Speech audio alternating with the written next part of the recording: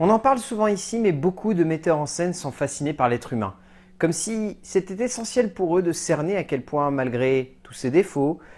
toutes ses profondes convictions haineuses, maladroites, inhumaines presque en un sens,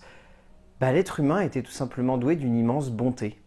Sans aucun préjugé, sans aucun besoin de prendre un recul immense sur leurs personnages, certains auteurs ressentent donc la nécessité de mettre en scène les humains en les jugeant dans un premier temps afin de rendre les récits et les événements prenants et intenses, mais rapidement le jugement disparaît et on s'attarde sur quelque chose de bien différent. Rapidement, ils ressentent la nécessité de construire un récit qui cherche à juger un héros et surtout à comprendre ses actions, à savoir ce qu'il désire plus que tout, que ce soit en tant que héros ou simplement en tant que vecteur d'émotions, laissant l'opportunité à certains metteurs en scène de mettre en avant non pas uniquement le parcours dramatique d'un homme, mais plus radicalement les torts de l'humanité face au spectateur. Ainsi, le cinéma laisse juge le spectateur d'un protagoniste qui devra faire en sorte, à la fin de son aventure, de convaincre ce spectateur que son choix de le suivre et de chercher plus que tout à le comprendre n'était pas simplement une nécessité, mais avant tout un besoin, une conviction profonde et intime, transmise par un auteur. Et avec cela en tête, on va se pencher sur un metteur en scène qui est tout simplement une légende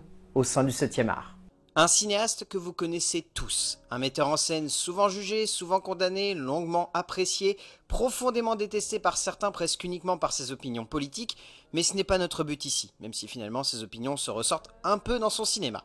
Mais ce n'est pas son propos, ce n'est pas son but précis ou évident dans sa carrière de metteur en scène. Parce que ce qui passionne ce cinéaste, cet auteur de légende, c'est avant tout l'humain face à ses fautes, face à cette idée que nous soyons pleinement mis à nu devant un personnage en choisissant de nous ouvrir à lui, en le laissant nous toucher et nous marquer. Et donc, après que nous nous soyons ouverts, c'est le moment où Clint Eastwood nous met dans la position la plus intéressante du cinéma, celle d'un témoin devant accepter finalement qu'un héros, aussi juste ou intéressant soit-il, soit avant tout bourré de défauts et rongé par les remords d'une vie qu'il a malmenée, et c'est ainsi que se pose son œuvre, comme le témoignage ultime et profond d'un cinéaste cherchant à comprendre non seulement un héros, mais également le spectateur, pour lui faire ressentir des choses fortes, tout en lui demandant de comprendre un homme, chose souvent difficile, mais extrêmement gratifiante si on y arrive.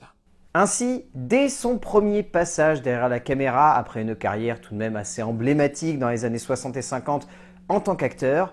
on ressent déjà tout cela. Parce que lorsqu'il décide de passer à la réalisation, Clint Eastwood décide simplement de nous raconter une rencontre. Une rencontre entre un homme et une femme qui va vite virer au cauchemar, pour une œuvre à mi-chemin entre un drame humain profond et touchant, mais également une œuvre de genre assez fascinante pour le coup. On sent que le metteur en scène américain n'a pas simplement souhaité emmener le spectateur dans une direction de genre assez fermée, mais cherche avant tout à le poser comme le témoin d'un homme, ne comprenant pas que cette femme pourrait le ronger et finalement l'emmener dans une direction complexe et un peu orageuse pour son cœur. Un frisson dans la nuit est avant tout une œuvre romantique, mais devient rapidement une œuvre jugeant le comportement d'une femme tout autant que celle de l'homme qui a choisi de se rapprocher d'elle, et donc de jouer avec son cœur en un sens aussi. Et c'est cela qui fait la beauté du long métrage de Clint Eastwood, donnant lieu à bien plus qu'un simple récit romantique et frissonnant, mais avant tout à une œuvre forte, puissante, émotionnelle et juste dans son traitement de l'homme comme de la femme. Jouant avant tout avec les sentiments humains, le metteur en scène se place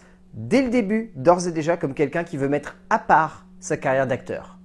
Eastwood n'a jamais simplement cherché à mettre en scène l'homme de la manière la plus classique possible. Bien au contraire, il a toujours cherché à amener une certaine forme de fascination, une certaine forme de contemplation de l'être humain, ne cherchant pas forcément à racheter ses fautes, mais simplement à comprendre son passé. En jouant également avec son travail d'acteur et l'image que les spectateurs avaient de lui, il se permet également le luxe d'amener une forme presque métaphysique à son cinéma, une forme qui remet en cause l'acteur avant de présenter le metteur en scène. Et c'est peut-être pour cela qu'en à peine une décennie, il a réussi à imposer ses réalisations comme des modèles de créativité et de conception cinématographique et dramatique. Et c'est cela que l'on garde en tête finalement. Si le cinéma d'Eastwood est devenu aussi important aux yeux des spectateurs, c'est peut-être avant tout grâce à cette conception assez géniale et à cette envie du cinéaste de ne pas sonner comme le fantôme de sa carrière dans le monde du western, même si dans les années 90, il usa un peu de cela finalement. C'est surtout dans les années 90 qu'il fera ses preuves en parvenant à changer radicalement le genre qui lui a permis de devenir la légende qu'il est en tant qu'acteur et qui lui permettra ainsi de devenir une autre légende en tant que metteur en scène. En posant dans les années 90 sa caméra pour filmer à nouveau un western, Eastwood choisit pour autant de ne pas s'enfermer dans un western comme il a pu le faire avec Josie Wells ou avec Pal Rider, où là pour le coup il rendait un hommage profond au cinéma qu'il a rendu célèbre et qu'il savait exploiter de la plus belle manière qui soit. En ancrant son western non pas dans une histoire de vengeance, mais dans celle d'un contrat pour un ancien malfrat, le metteur en scène crée une certaine filiation entre le western qu'il a révélé, mais également celui qu'il a envie de proposer aux spectateurs, celui d'un genre plus centré sur le développement des personnages que sur l'histoire et le développement de celle-ci, et cela, on le ressent dès le carton défilant d'introduction, tout simplement déchirant, et qui place tout de suite un décor noir et sans la moindre possibilité de rédemption. En faisant de Impitoyable une œuvre développant ainsi un héros rongé par les remords et une vie gâchée à vouloir répandre le mal, le metteur en scène américain place ainsi une envie profonde de radicaliser le genre du western vers le héros et non plus vers une forme d'obligation d'affronter le mal en brouillant les pistes sur sa véritable origine. Et c'est peut-être pour cela que la plupart des spectateurs qui ont vu cette œuvre trouvent que c'est son long métrage le plus abouti.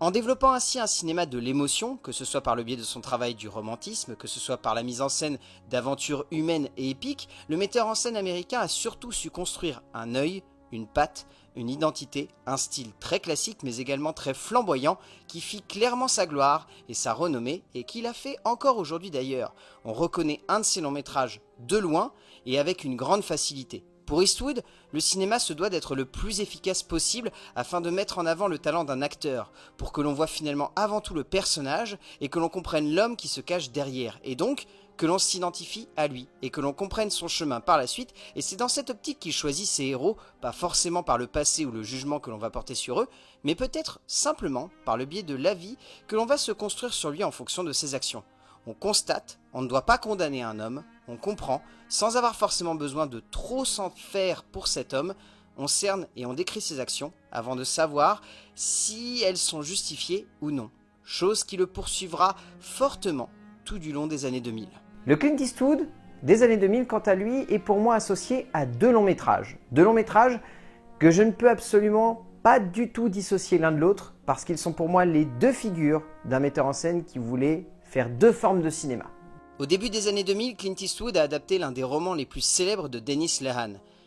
et a donc choisi de nous embarquer dans une œuvre noire et complexe sur trois hommes, sur une vie, sur une mort et sur la fatalité du jugement et du regard de l'autre. En plaçant cela, Eastwood met en scène de manière juste et surtout intime et violente la noirceur de l'humain face à l'impossible, développant tout un travail déjà bien amené par l'auteur américain sur l'homme et ses démons les plus profonds, proposant alors une lecture magnifique de l'émotion et amenant son trio d'acteurs vers des sommets. Avec Mystic River, le metteur en scène américain s'éloigne de ses mythes personnels, de ses acteurs de prédilection, de son besoin de mettre en scène son passé d'acteur, pour construire une œuvre tout simplement extraordinaire et poignante qui reste à ce jour pour beaucoup l'un de ses longs métrages les plus majestueux et les plus forts en termes d'émotion. Et puis l'autre,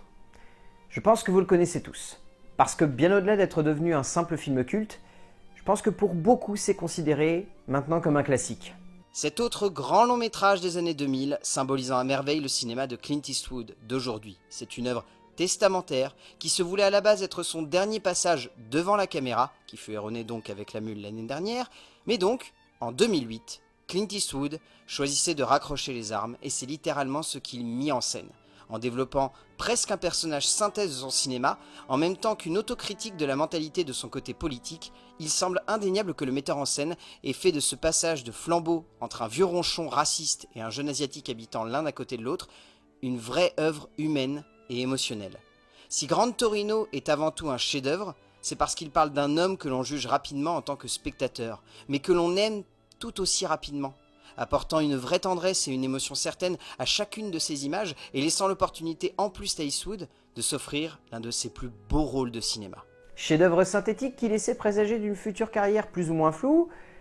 qui s'est avéré malheureusement être un peu le cas, mais où finalement chacun de ces longs métrages est tout de même extrêmement attendu. Comme c'est un peu le cas cette semaine donc de son nouveau film. Une œuvre une nouvelle fois centrée sur le jugement, très clairement et sans le moindre filtre ici, racontant l'aventure d'un homme adulé et salué puis condamné et limite pendu sans savoir s'il avait dit la vérité ou manipulé tout le monde. Difficile de savoir si Eastwood ne patauge pas un peu dans le même format et la même nécessité de juger le héros américain depuis maintenant une bonne petite dizaine d'années. Mais une chose est sûre, à chaque fois, La base de ces sujets est profondément passionnante et semble proposer, au moins aux spectateurs, un regard atypique sur l'homme et sur ce que nous désirons profondément en tant que spectateurs, d'un héros de cinéma, soit qu'il s'ouvre à nous. Et quoi de mieux pour cela qu'un besoin de savoir une vérité qui, semble-t-il, a encore aujourd'hui besoin d'être rappelée et dévoilée aux yeux du monde pour pouvoir pleinement juger un homme sans forcément le condamner. Maintenant, il ne reste plus qu'à savoir si l'œil de Clint Eastwood en tant que metteur en scène est toujours aussi vif et aguerri, et que l'âge ne va pas prendre un petit peu trop de poids sur celui-ci.